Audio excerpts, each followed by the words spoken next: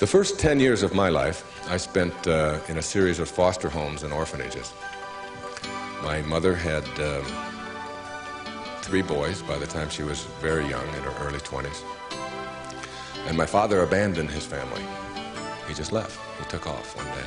Well, I was born in 1940, and there was a depression in the world. There was a war getting going. There was no welfare. There were no food stamps, things like that. So my brother Dave and I, my next oldest brother, went into a series of homes and ended up in an orphanage kind of place out in Mount Clemens, Michigan. And my oldest brother went with my grandmother, 9 or 10, and got us back together.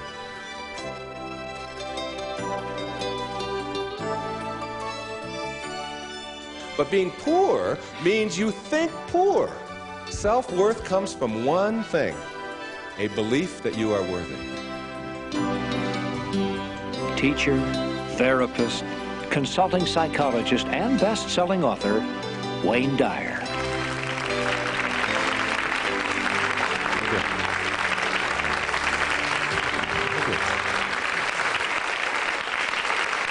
Thank you. Thank you so much.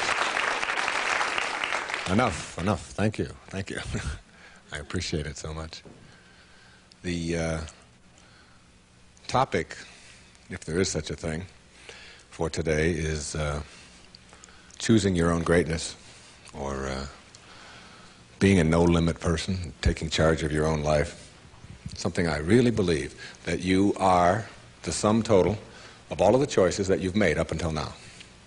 And anything about yourself or your life that you don't like, or isn't working, or isn't mobilizing you, is to be looked at in terms of, can I grow? Rather than, why did I do it, or isn't this wrong? See, the 2 ways to motivate yourself are deficiency motivation, which says, where I am I don't like. I don't like what I've done. I don't like the fact that I can't do this well, or I can't do that well. So I will list these things in my own repertoire, and then I will be constantly trying to repair those deficiencies, always assuming that I'm deficient, that there's something wrong with me, and I'm trying to fix it. And when you do that, you spend your whole life doing that. And you never arrive, because your life becomes a series of trying to get someplace else. And it is, if you follow that, if you live that, if you behave that, then what happens to you is you become a person who will always suffer from this disease called more. You always have to have more. Because whenever you are getting where you want to go, let's say you want $100,000 in the bank, and you work, and you struggle, and you deny yourself, and you do all of those things, and you finally you get there, and here you are, you got $100,000 in the bank. All of this stuff over here is, of course, your life, and that is all you know. That's what you know how to, that's how you are. That is your being. That is your way of being. So that when you do get here, what you will do is say, this is not enough. A no-limit person is never operating from deficiency or from lack in their life. They're never saying, I don't have enough.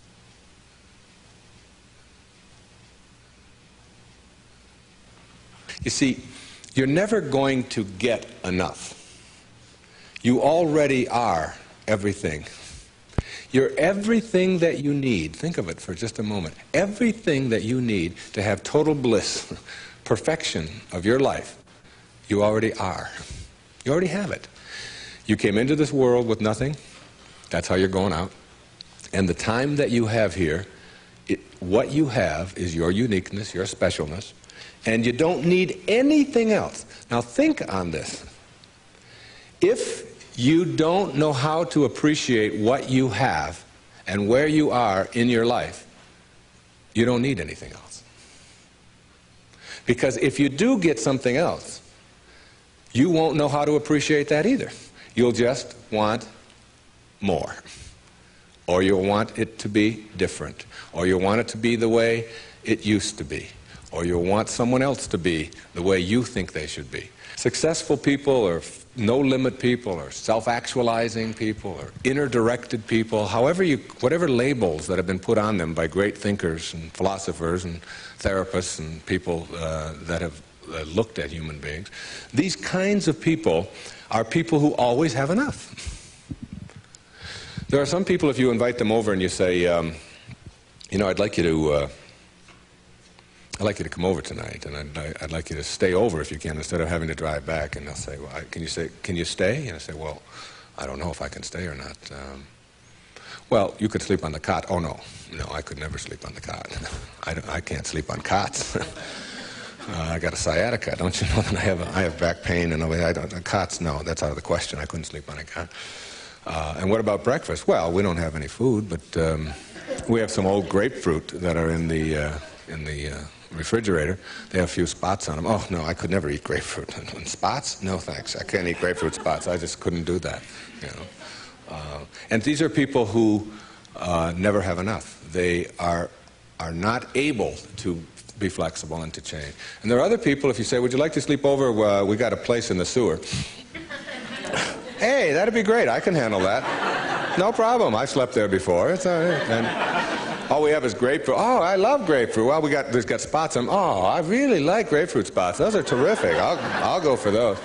There are some people who can handle anything, not because their circumstances are different. You see, your circumstances have very little to do with your fulfillment in life. Very little. It's how you're approaching your circumstances. It's your attitude towards your circumstances that make all the difference in the world. And taking what you are and accepting it. I got to show you this. I don't know if the camera can get this. This is a little advertisement that was in the Detroit Free Press for last September. I was giving a speech at the Unity Church of Today in Detroit.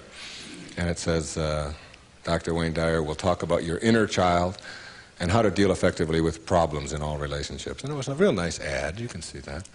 Then on top of the ad, in the same paper, there's another ad. And the ad says, face it.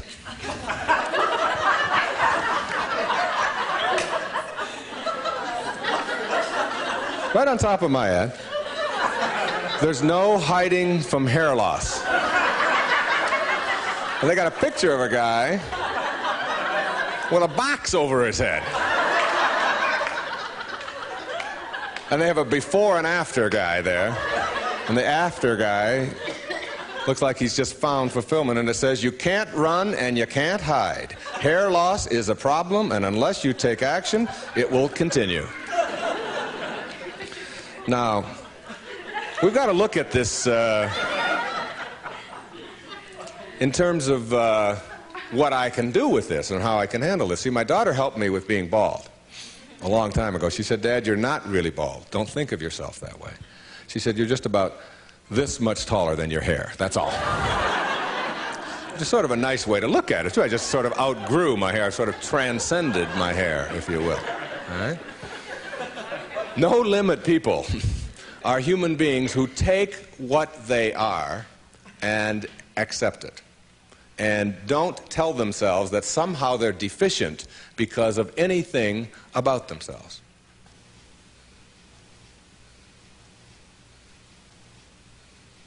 This is a very crucial concept for me and for virtually all of us. It's this idea of taking your life in your own hands and being the kind of person that you choose to be, and understanding that everything that comes your way is an opportunity, is a blessing. And it wasn't until I learned how to celebrate virtually everything that came my way that I was able to transcend it. You see, everything that was given to us by God, whatever that is perfect. No one can deny the mountains are perfect, and the rivers are perfect, and the birds are perfect, and the hippopotamuses are perfect, and so on. This is just what was given to us. Everything else that you have on our planet, that we have on our planet, comes about as a result of thinking. Thinking. Thought makes it so. All right? This microphone comes about as a result of thinking. Somebody imagines it. Somebody then tells somebody else about it, and it creates it. The dress that you're wearing, this shirt that I'm wearing, the shoes that you have, the stage, these cameras. Everything that you see that wasn't given to us was created by man as a result of the way that we think. The way that we think. So what gets inside of us as a cell comes about as a result of the way that we choose to think in our lives. Very important principle to understand. Because once you get a hold of thinking, and that it creates everything that you have in your life, you can change and make it as absolutely perfect as you want it to be, because thought makes it so. Creative visualization is what we're talking about here. The imagery, or the image that you have of anything in your life, is really like mental behavior. It's like going out and practicing. If you go out and practice with a basketball, shooting free throws over and over again, that's physical practice. Imagery is mental practice. It's mental behavior. When you have an image that you can succeed at something, when you have an image that you can do it rather than that you can't do it, when you get into your car and you have an image that you're going to find a parking place rather than that there'll be no place to park, so you're not looking for no place to park, you will start acting on the image that you have, very much like you will start acting on the practice that you have when you're shooting baskets or when you're hitting a forehand or working on your soup or anything else that you're doing. Bucky Fuller, who I served with on the Hunger Project Advisory Council for 9 years, who died not too long ago, said that 99% of who you are, you can't touch, you can't see, you can't smell. 99% of you is untouchable, unsmellable, invisible. It is what Ken Kais has called your conscious awareness. It's what looks out behind those eyeballs. What is that? It isn't cells. It's some kind of conscious awareness that you are. And make no mistake about it, you've occupied a whole lot of bodies already. Now, this is not reincarnation talk. Although, I don't know about this reincarnation. People ask me if I believe in it. I said, well, I taught in a junior high school in the inner city of Detroit for 4 years. And I saw those dead bodies come to life every day at 3 o'clock. So I believe in reincarnation, all right? Now, if 99% of who you are, you can't touch and you can't feel and you can't smell, then what is it? Who is it? Where are you? What is this thing called your essence or who you are? And where does it go? Now think of this. You were in a body. I have a little baby girl who's 11 months old. And we were all in a body that size. Well, it's only a body about this big. Got fingers only this long. You know? Got tiny, tiny little parts all over the place. I mean, she's only this tall. Now, is that her? Is that her essence? Because I have other children who are much older, and I am much older than that, and I can remember being 3 and being in a different body. Still me, still my essence there, different body, totally different, doesn't even look anything like when I was 11 months old. And then I was 13 and had a funny body at 13. But still my essence was there in a whole new body. Hairs growing all over the place that I didn't understand, all kinds of things happening to it, you know. Then hairs falling out of it later on, you know. Looking at those hairs that fall out and say, what held it in yesterday? You know, I don't know. I don't even understand that, okay? And so it's like who I am has been in many, many bodies already, all right? And that essence, you see, everything on our planet that is alive can never die. It can never die. Life doesn't die. It just transforms. It just moves on to new places and new ways of being. New ways of being. And the way of being that is the most transcendent of all is this way that comes from seeing yourself as love and only having that to give away. Only having that to give away. Let's say I were to stand up here in front of you and just visualize for a moment that I have an orange. And I take this orange and I squeeze it as hard as I can squeeze it, okay? What's going to come out? Juice. What kind of juice? Orange juice. Apple juice, any chance? Once in a while? Come on, now and then. A little mango juice come out of an orange once in a while? No mistakes, right? Never, no matter what. Next question. Everybody passes. These are easy, okay? Why, when you squeeze an orange, as hard as you can squeeze it, does orange juice come out? Because that's, not because it's an orange, because that's what's inside, isn't it? On our planet, when you squeeze something, what comes out of it is what's inside. Not too difficult, all right? Does it matter if your mother squeezes the orange? Does it matter what instrument she uses? Does it matter if you just had your period and then you squeeze an orange? Does it matter if your boss squeezes it? How about if your kids do it? Your kids squeeze an orange. Does it matter? Does it matter what time of day? Suppose they do it at noon, all right? How about at 4 in the morning? Does that matter? Whenever you squeeze an orange, the only thing you get out is what's inside, right? No arguments. Same thing works for you. Same principle works for you. It's a principle of the universe, all right? Someone squeezes you.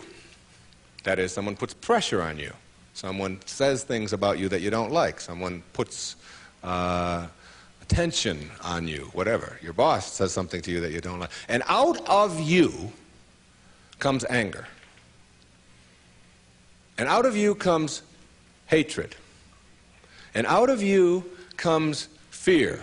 Or out of you comes stress. Or out of you comes tension. Why? Is it because of your boss and the way they squeeze you? Never. Is it because of your mother? I mean, she really can be a pain sometimes, right? Is it because of your children? No. What comes out of you always when someone squeezes you is what's inside. This is the vital principle of being a no-limit person. It's so crucial to get this and understand that. That if you have any hatred in your heart for anyone in this world, or any anger, or any fear, or any of those things, it has nothing to do with the rest of the world. It only has to do with what you put inside. Now, how does what gets inside of you get there? That's the key. How does it get there? As you think. Only as you think. You see, there's no anger in the world. There's no stress in the world. There's no tension. It's perfect. We've already established. It's a perfect place. It works just fine. It's all flowing the way it's supposed to flow. The evidence for it is. That's all the evidence you need. Just look around you. Everything out there is a miracle. Everything, including you. There are no mistakes. It's all perfect. And everything that happens to you in your life, whether it's a trauma, whether it's a disease, whether it's somebody treating you in a certain way, there's a lesson in all of it. No-limit people understand the lesson in life, and therefore celebrate the lessons.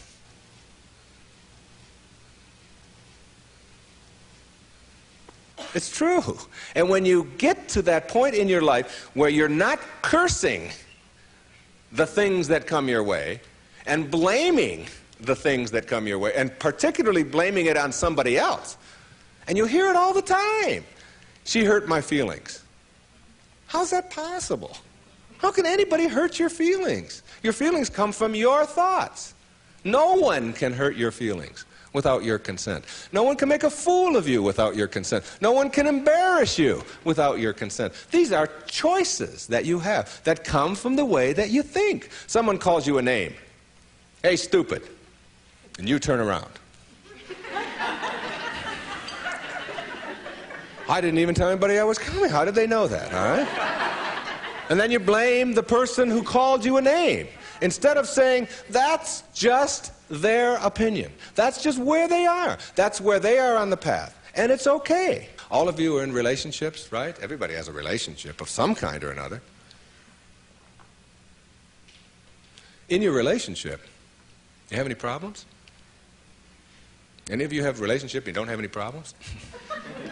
I'd like you to take this microphone. I want to sit down and listen to you. Everybody in a relationship has problems, don't they? Right? Now, when you say, I'm in a relationship, I got problems. Therefore, there's something wrong. Something's really wrong, right?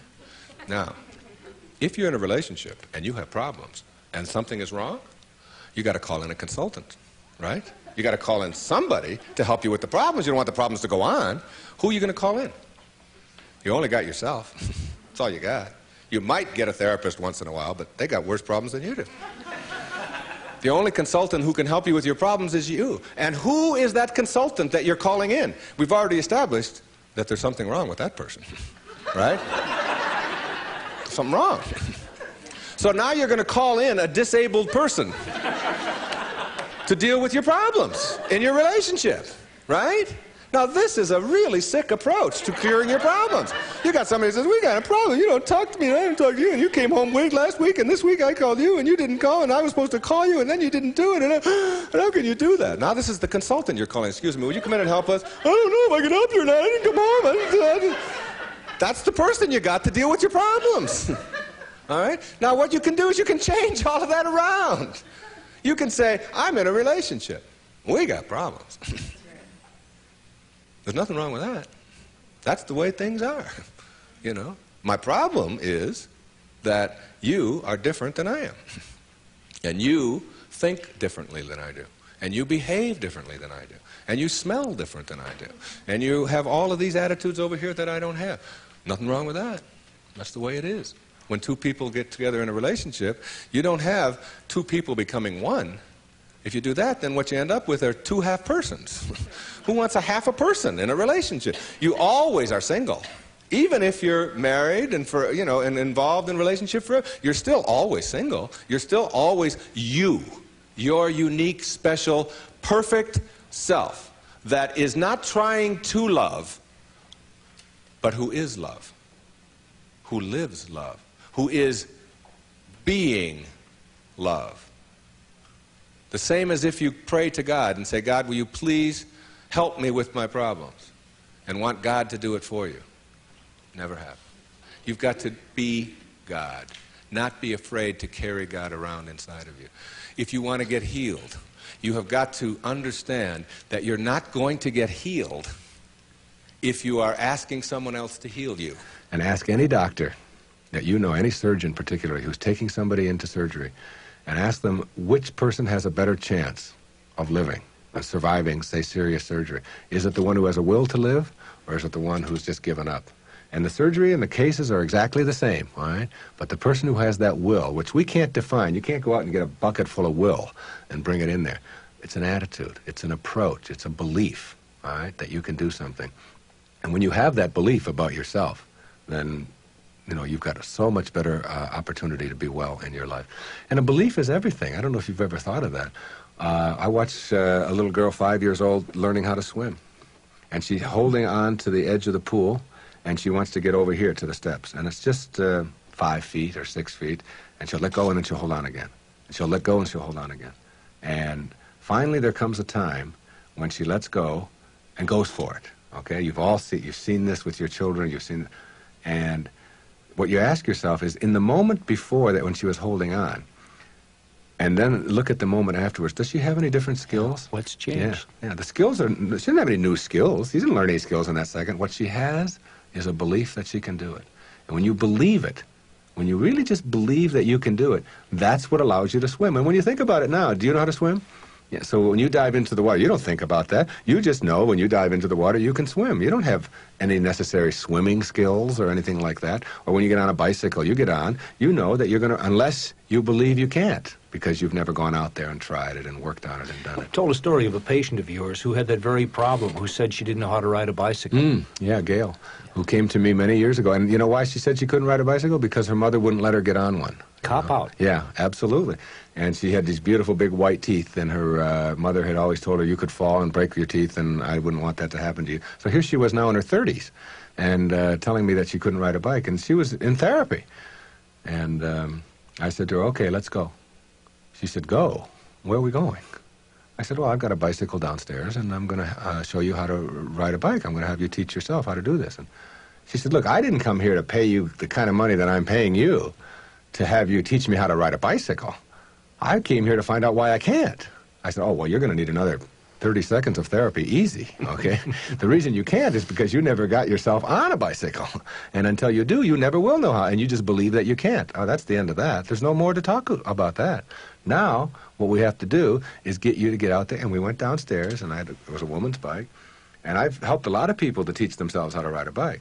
And what you do when you help someone to teach themselves how to ride a bike, because you don't teach anybody how to ride a bike, okay, is you let them do it all themselves. You let them hold it, you let them balance it, you let them move with it, you let them put the pedal down and move it themselves, and you stand back. You say, no, when you're ready, you know, and then you move it, and you hold on for a second, then you put your foot back down, and you practice it and practice and practice that all yourself, you know, with just someone encouraging you, and before long, in just a matter of minutes. When I tell you it was minutes, and this woman had never been on a bicycle before.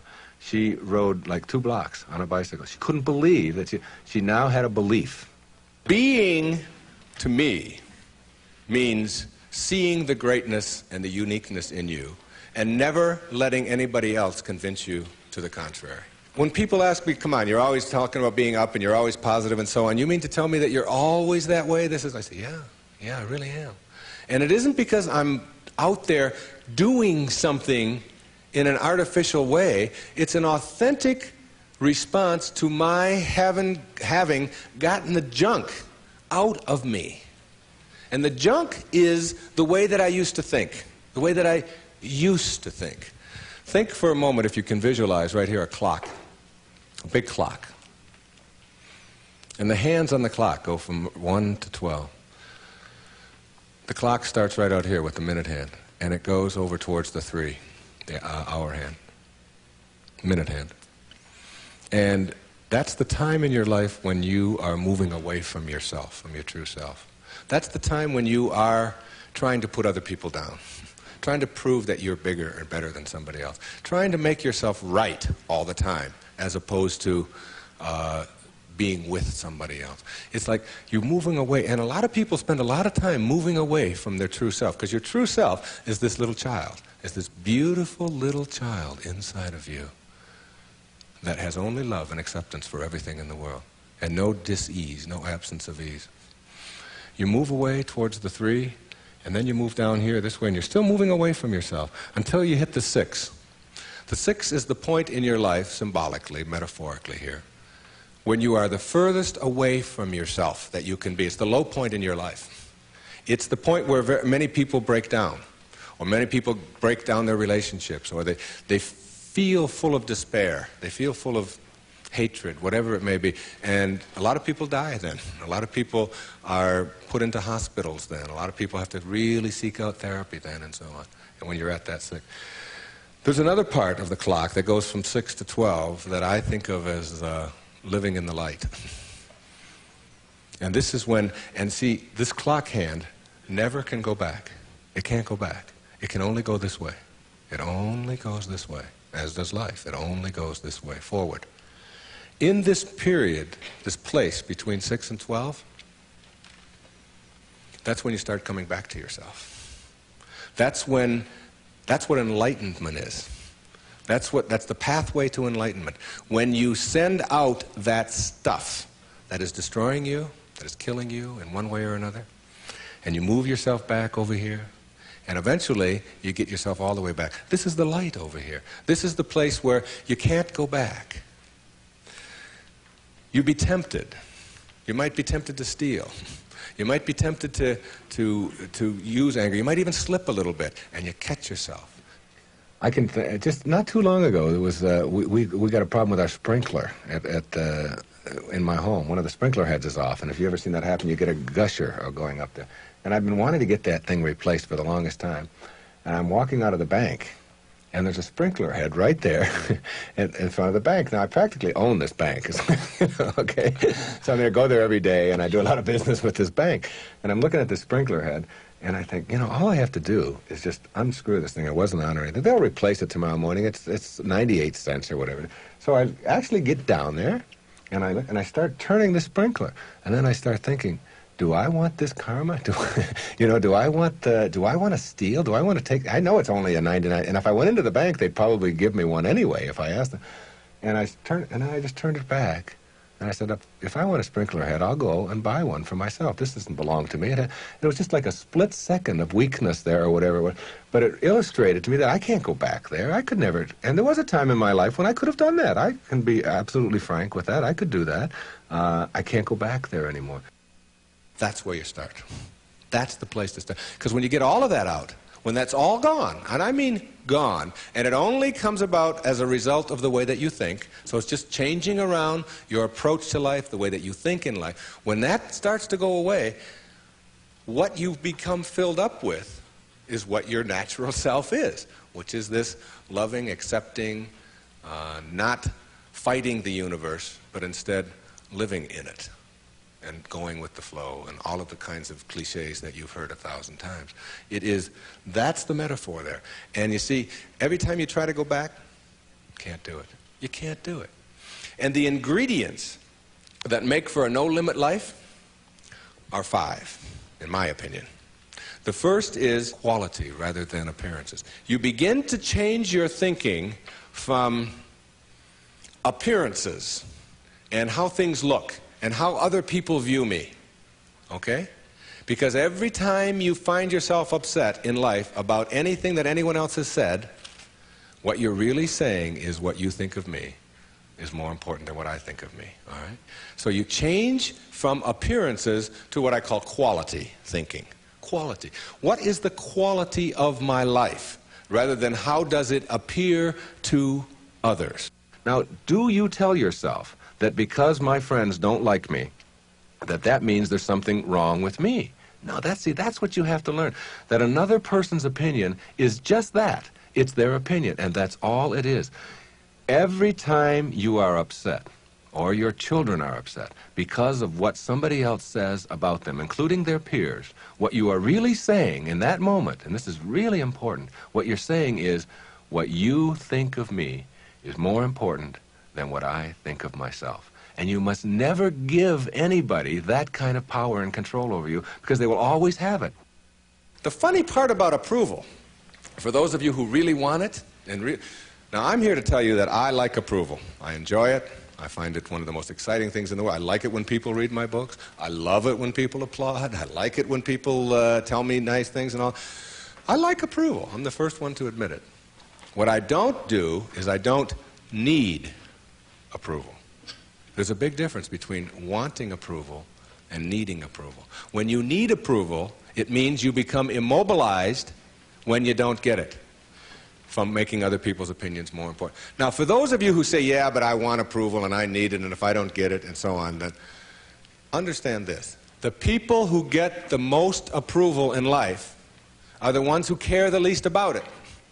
And the ones who get the least approval are the ones who are always going after it.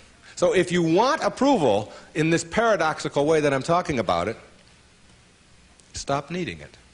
Stop concerning yourself about it. Ask yourself, who gets the most approval in life? Think of the person that gets the most approval, and you'll see that that person couldn't care less what other people are thinking. They're so busy being, they don't have time to notice what their neighbors are doing. Thoreau said this. He said, if you advance confidently in the direction of your own dreams and endeavor to live the life which you have imagined, you will meet with a success unexpected in common hours. What that means is that success is not something that you can get in life. Success is an inner process. Success is something that you bring to everything you do in your life. It isn't something you get out of what you do. And when you get that, and you learn how to get the junk out, and advance confidently, doing what makes the most amount of sense to you, based on your inner signals, and the one issue of morality, which is you never interfere with anybody else's right to do the same. Each person has their own right to advance confidently in the direction of their own dreams. And when you violate that, you're violating the principle of the universe, the essence of the universe, which is cooperation and harmony. Then success will begin to chase you. And it will come into your life and arrive in your life in amounts that you never dreamt of before. That you never dreamt of. Things will start happening to you that you would never imagine before. I'm working on a book right now that's going to be called You'll See It When You Believe It. And when you start believing in some of these principles, you'll start seeing things that you were blind to for so long. When you were back here in the 2 and the 3 and the 4 and the 5, when you were moving away from yourself, as long as you're moving back towards your universal essence, your harmony with yourself, your cooperation with the rest, things will start happening in ways that you never dreamt of. Jung called it synchronicity. And it's a term that we use to explain how unexplainable coincidences sort of happen in our life. And how come these things happen? I'm going to share a couple of those with you before we leave. The quality versus appearance in your life means that you get that inner candle flame working in a way that gives you quality, independent of what other people think of you. Maslow, in defining self-actualizing, no-limit people, said they are independent of the good opinion of other people. Of the good opinion of other people. Independent of it. They're so busy advancing confidently, doing the things that make sense, and bringing success to changing their baby's diaper, and bringing success to weeding their garden, and bringing it to the job. They bring it on the airplane, so that when they run into somebody who is rude to them, a stewardess that is rude, they don't see it as an attack on them. It's just where they are, and they send them love.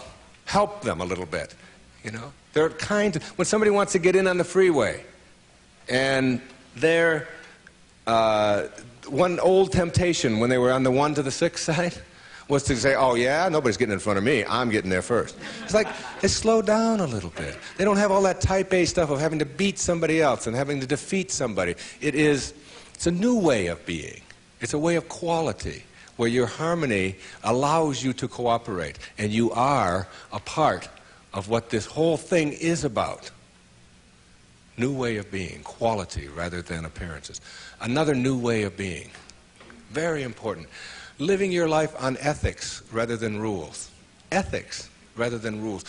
All these rules, all these ways of having to do things, somebody else dictates to them. Do you know that some of the most immoral acts in the world have been perpetrated in the name of the rules? These are the laws.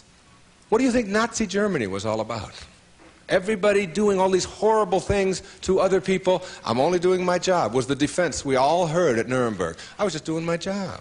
If it's an immoral rule, it's immoral to obey it.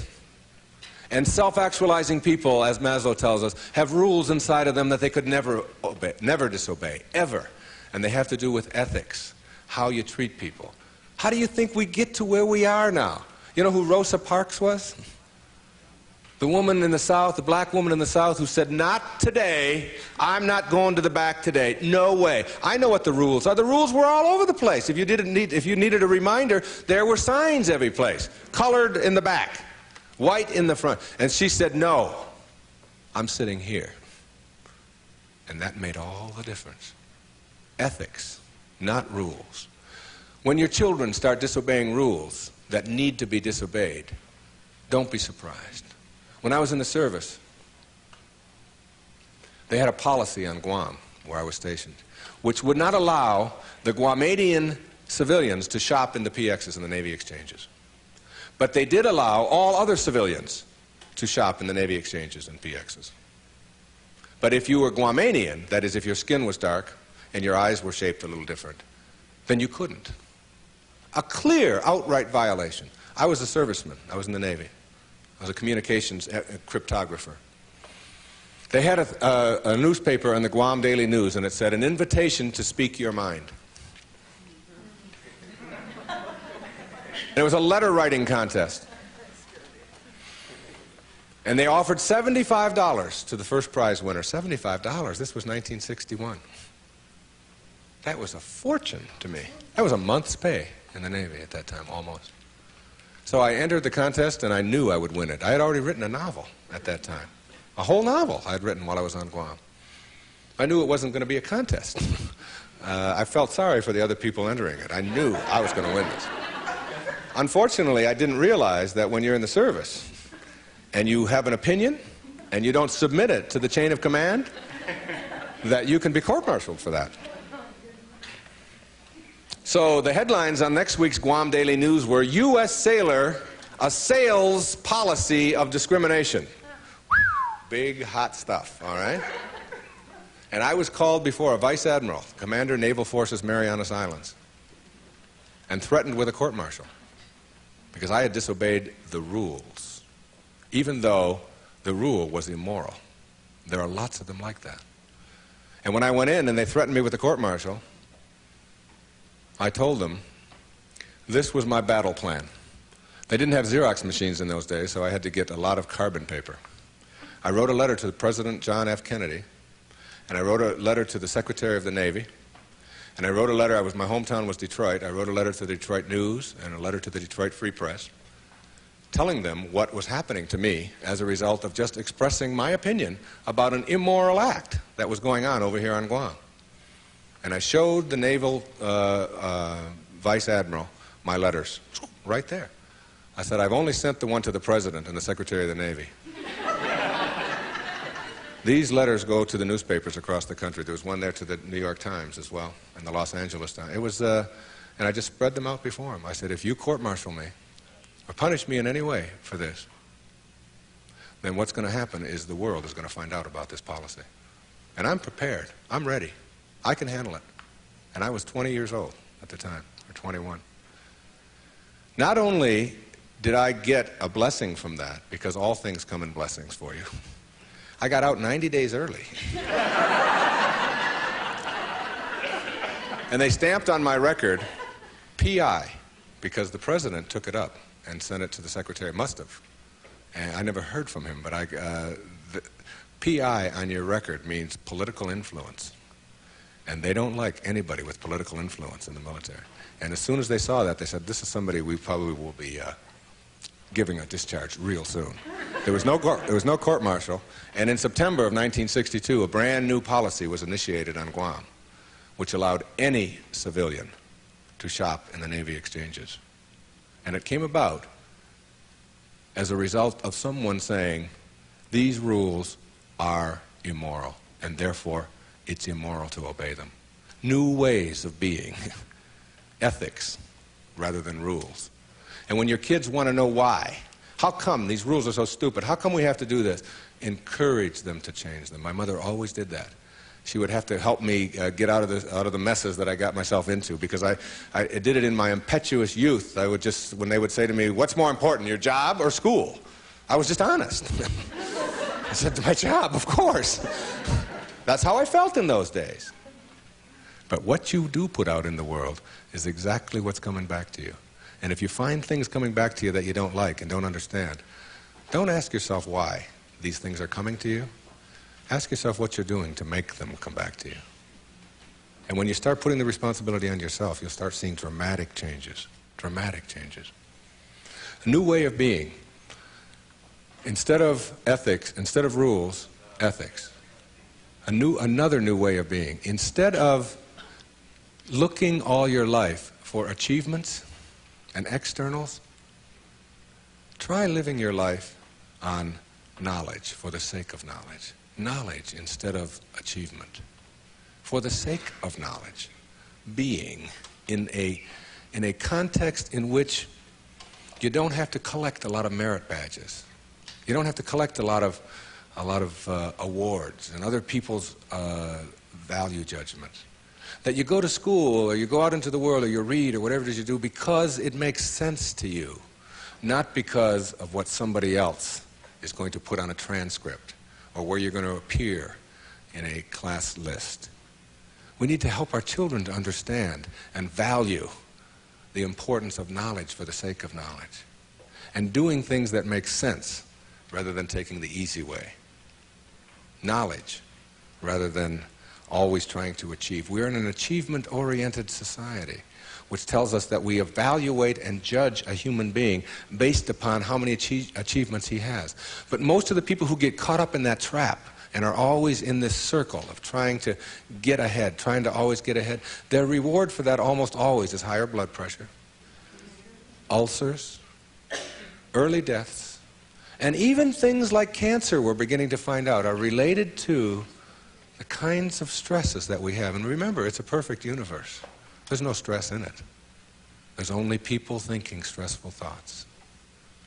And when you put that pressure on yourself to always achieve and get ahead of the other guy, you miss what it's really all about. There's nothing wrong with goals. It's falling in love with them that's the problem. It's not being able to be flexible and alter them. If you have a goal to get here, to get $100,000 in the bank, to get to this promotion, to get 2 cars in your garage, whatever it is that your goal is, and you're on your way to that, and you're always working at the goal, all of this stuff on your way to the goal is called striving, and that's what you learn, striving. And striving is a very low-level place to be. When you get to your goal, because all you've ever known is striving, you will just always suffer from this disease called more. You will just upgrade your goal to $200,000, 4 cars and 2 houses and another wife and a younger one and all of these kinds of things. If you have a goal and you understand that every step along the way is a present moment to enjoy and to live, then the goal won't become any obsession. I don't have any goals in my life. People ask me, where are you going to be 5 years from now? What are you going to be doing? What's next for you? I remember what Lincoln said, who to me was like the greatest person who ever sat in that White House. He said, I never had a policy. He said, I just tried to do what made the greatest amount of sense each and every day of my life as I sat there as the President of the United States. And I think there's something really significant in that you don't have to get it all planned out and follow a certain pattern and do it a certain way. If you just sort of trust your inner instincts and go with that and live each moment, the goal stuff will all take care of itself. But if you're sacrificing and pushing your life aside and suffering on your way to trying to get someplace, you'll never get there. It will always elude you, because once you get there, you'll just have to upgrade it.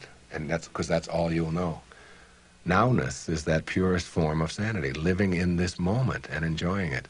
And all the rest of it will sort of work its way out. Another new way of being for me is to think of yourself in terms of personal authority rather than being an authoritarian. Personal authority. A person who has authority never needs to dominate anyone else, ever. Dominating doesn't become necessary. In business, you can have authority. The people who have the most authority are the ones who listen the most, and the ones who are the most conscientious about what do other people have to say. A person in a relationship who has to dominate somebody else and has to make the other person submissive shows that they don't have authority, because they're getting their power not from within for themselves, but on the basis of who they can control. And that never lasts. That never lasts. The only thing that lasts is having inner power, if you will. Know thyself. That's what Shakespeare said. Know thyself. The more you know yourself, the more you become honest with yourself, honesty becomes just a way of life. No, I don't think the world necessarily does, but you can't run your world. You can't run your world based upon what the rest of the people in the world want or don't want. To me, honesty is like, it's a karma that goes out into the world. How people treat you in the world is their karma. How you react is yours.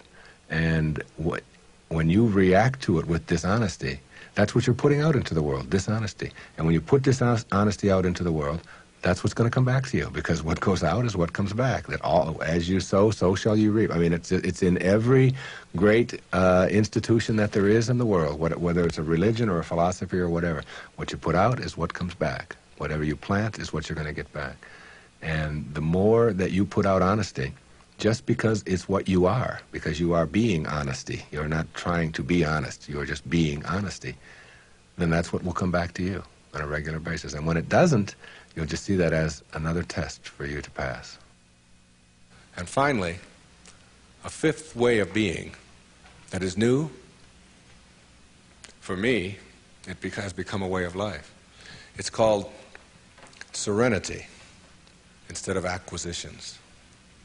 The more you try to acquire, the more you try to get, the more you try to collect in your life and evaluate yourself on the basis of that, the less serenity you're going to have. More is less. It's almost a secret of the universe. Serenity means inner peace. It means that you can find joy in every moment that you have in your life instead of always looking for it. It means that while you are driving along the countryside, you know, and seeing, instead of saying, oh, I'm on my way to this point, that you can open your eyes and see it with new eyes. See the rolling mountains, see the grass, see the deer, see the sky. You can just stop wherever you are in this second, wherever you are, and just look around you, and you can begin to appreciate just your surroundings and your environment. Then you can begin to appreciate the people that are in your life, and even the ones that are negative and you're having the most difficulty with. You can practice a new way of being with them, which is sending them love, sending them flowers, send them books, send them a tape, send them something, and just see what kind of reaction that you get. Super emotional health is just an attitude. An attitude is everything. I want to summarize these new ways of being and give you the most important ingredient on the path as we leave. I said that it's quality in your life to be focusing on rather than appearances, and it's ethics rather than rules, and it's knowledge rather than achievement all the time, and it's being personally an authority on yourself rather than authoritarian and trying to be dominating someone else or to be dominated, and serenity, which is the name of my little girl, my youngest daughter, Serena, rather than acquisitions and accumulations and trying to prove yourself that way. And when you get that serenity, which comes from the way that you think always, then you will replace all of the other junk that keeps you back here between 6 and 1 on that clock. And once you pass it, once you get past it, you'll never, ever be able to go back. Because the light, living in the light, is a way of being that if you're not there, you don't get it yet. But once you see it, and once it begins to take over your life, you can never go back. That is your purpose. Your purpose isn't to try to be loving. Your purpose is to be love, and only have that to give away. Well, but there's one other ingredient, and it's really crucial. Forgiveness is the vital ingredient on the path of enlightenment. And if you don't know how to do it, then practice sending out love. Take the person or the people that you're having conflict with, any place in your life, send them something. You don't have to even do it physically. Just send them something that comes from inside. And what's inside is how you choose to think. And if you can make that love and do that, and that is to me the test. Not whether you can love someone when they smell good, when they do everything that you're supposed to, but whether you can love someone who has sent you hate or anguish in your life and send it back. You don't have to forget. You don't have to go back. But you got to get it out of you because it is blocking you and holding you back. And when I said you'll see it when you believe it, all my life I had wanted to write fiction, a parable. 3-4 years ago I decided to go off to Hawaii, to Maui, to Kaanapali Beach, and to write. Now the books that had made the most difference in my life were The Little Prince, Candide, Siddhartha, Jonathan Livingston Seagull, Illusions, Alice Through the Looking Glass, Gulliver's Travels, parables, teaching parables, stories that can tell a message. I went over to Maui, and I sat down on the beach, and I'd been talking about writing this, I'd been talking about doing this, and it was something that... And I have a little girl, and her name is Sky, S-K-Y-E. I decided to reverse the letters in her name, E-Y-K-S, and put an I in there, which symbolizes the self, Icus. And I just created this parable of a woman whose name is Icus, who lives on another planet. The planet is Uranus. And it's a duplicate mirror image of Earth, only Icus can only see things as they are, not as we would like them to be. And therefore people are neurotic on Uranus because they have to be. She gives the anxiety attack report, if you will, because anxiety really does attack over there, and tells about anxiety coming in on the weekends and so on. Well, my visitor in my parable goes to Uranus, meets Icus. She cannot understand, as he describes Earth, why people would be neurotic by choice on Earth. Why would anybody be unhappy or depressed or miserable when anxiety doesn't attack, and when elevators really don't scare you, and when if you want a complex on Uranus, if you want to give a complex to your wife, you go to the store and buy one. And she says, what happened? Well, my husband gave me a complex, and it's true. Whereas on Earth, if you have a complex, it's because you've chosen to have one. She can't figure it out, okay? So she comes here, observes our people, and begins to see the secrets of the universe and gives us these secrets, talks to the top leaders in our field. And that was my parable, and I wrote it, and she gives all of these wonderful secrets, some of which I've been talking about here today. But what I want to tell you is that my wife gave me a license plate, and the license plate says ICUS. Okay, it's a vanity plate. And I was pumping gas on Federal Highway in Fort Lauderdale, Florida. And a little man from Greece came up to me, and he said, "What means this Efyes?" Which is how you say that in Greek. And I said, "Well, that's just a word. It's my daughter's name spelled backwards. It's a parable that I wrote." He said, "No." He said, "In Greek, that's a word." I said, "What could that word be?" He said, "It means best wishes for all." You'll see it when you believe it. The great, big erroneous zone, the cosmic erroneous zone. If you get this one, you'll have it and understand it all. There is no way to happiness. Happiness is the way. God bless you. And thank you for being here.